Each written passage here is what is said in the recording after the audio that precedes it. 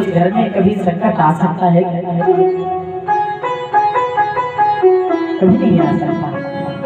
और एक चीज बताएं, अगर जो स्त्री धर्मवान है, एक चीज बताएं, स्त्री चाहे तो 7 पुष्टि में दाग लगा दे, और स्त्री चाहे तो 7 पुष्टियों को उजियारा कर दे। लेकिन ये कब संभव है? सावित्री भी तो एक स्त्री थी। सत्यवान के प्राण यमराज के हाथों से वापस ले आई। महाराज कहाँ? भाई बहन, स्त्री में वो ताकत है, स्त्री चाहे तो सब कुछ विनाश करा दे, स्त्री चाहे तो सब कुछ बना दे।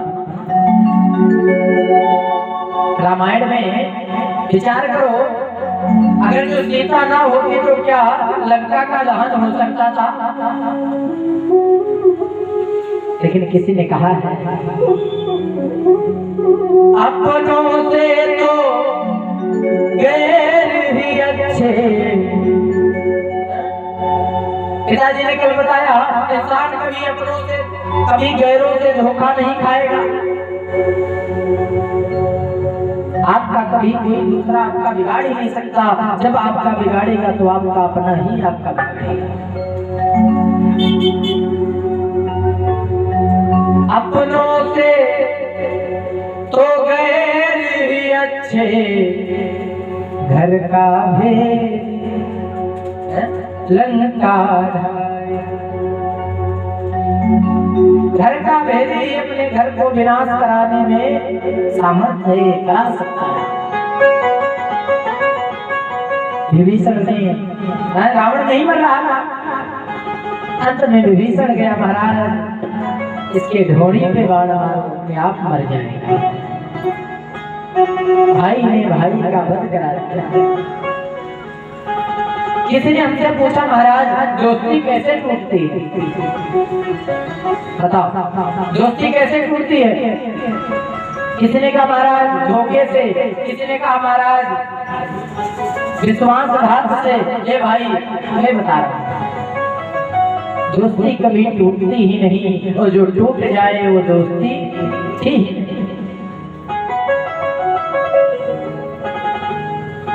एक स्त्री में वो ताकत है, अपने पति को समझा सकती है।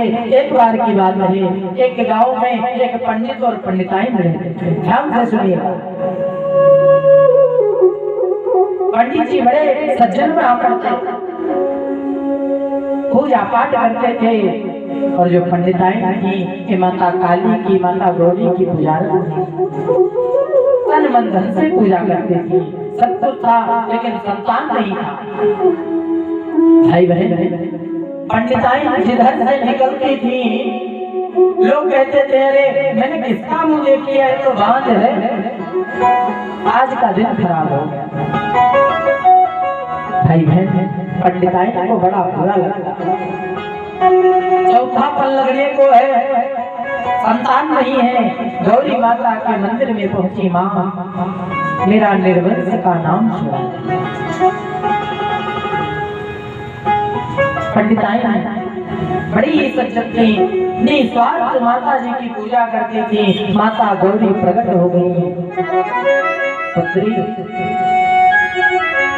देखा जाए तो तेरे भाग्य में इस जन्म की क्या बात है, 7 जन्मों तक कोई संतान नहीं, लेकिन तूने मेरी मन से सेवा की, इसलिए जा, मैं तेरा निर्वंश का नाम छुड़ा दूंगी, लेकिन कब तक? केवल 5 वर्षों तक। जो तुझे बेटा होगा केवल 5 वर्षों तक जीवित रहेगा, 5 वर्ष बाद फिर मैं उसे ले लूंगी। पंडिताइन ने कहा, ठीक है मां, बस मेरा निर्वंश का नाम छुड़ा दो।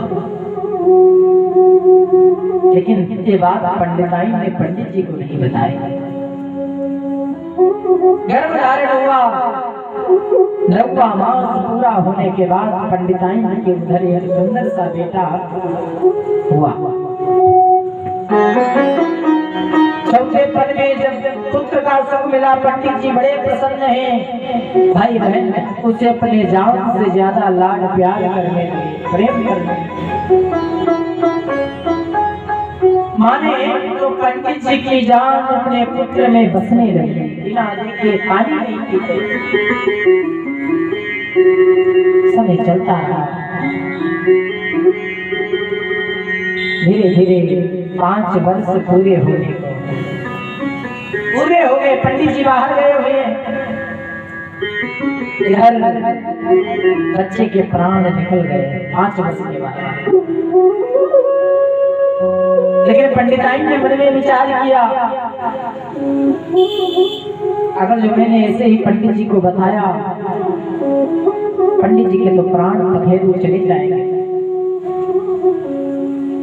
लेकिन पंडिताइन ने क्या किया, सुंदर सा आसन लगाया, विचार करे लाश है, जान नहीं है बेटे में, प्राण तो कब के चले गए। लेकिन पंडिताइन ने 4 भाई के बेटे को लिटाया। पंडित जी बाहर से आए, पुत्र को आवाज दी, बेटा कहाँ हो? तो पंडिताइन ने कहा पहले मेरे पास आओ, समझिएगा बात। पंडिताइन क्या कहती है?